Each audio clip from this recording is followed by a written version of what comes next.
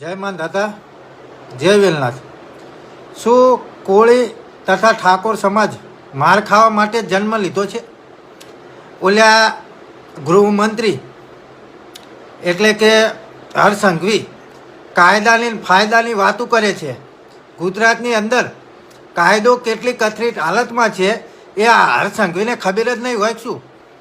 હવે હજુ બગદાણાવાળી ઘટનાના પડઘા સમગ્ર ગુજરાતની અંદર પડ્યા છે ત્યારે માળિયા હાટી તાલુકાના ભડોળી ગામે કોળી સમાજના પ્રમુખ અને તેના પરિવાર ઉપર જાનથી મારી નાખવાનો હુમલો થયો અને ધમકી આપ્યા બાદ અસામાજિક તત્વો ધીરુભાઈ વાઢેરના ઘરે પહોંચ્યા હતા અને ખરેખર ધોકા લાકડીઓ પાઇપ સાથે આ પરિવાર ઉપર જાન લેવા હુમલો કર્યો।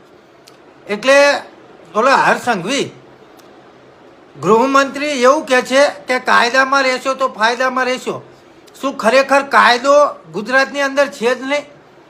શું પોલીસ તંત્ર એટલું બધું બેફામ છે કે કોઈ વ્યક્તિ પોલીસ ફરિયાદ લખાવવા માટે જાય તો પોલીસ ફરિયાદ પણ લેતા નથી અને ગૃહમંત્રી કાયદાની વાતો કરે છે?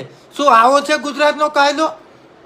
ખરેખર માળિયા તાલુકા કોળી સમાજ તેમજ આસપાસના તાલુકામાં આ અસામાજિક તત્વોનો એટલો બધો રાફડો ફાટ્યો છે કે ઘરે લોખંડની પાઇપો ગાડીઓ ધોકા સાથે હુમલો કરે છે। તમે આખો વિડીયો જુઓ અને ખરેખર કોળી સમાજને અને ઠાકોર સમાજને સ્પેશિયલ માર ખાવા જન્મ લીધો હોય ને એવું વાતાવરણ છે।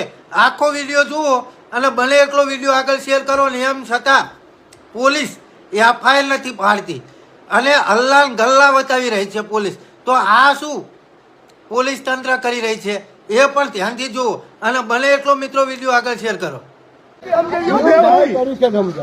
હું છે બધું થાય હું પિક્કી ગાડી નંબર લઈ લઈને આવ્યા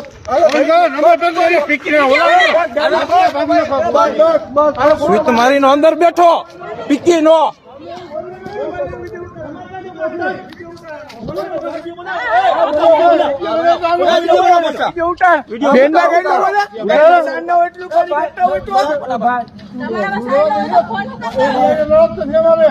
ફોન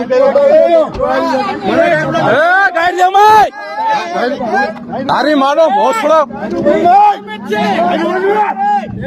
હા એમ શું થાય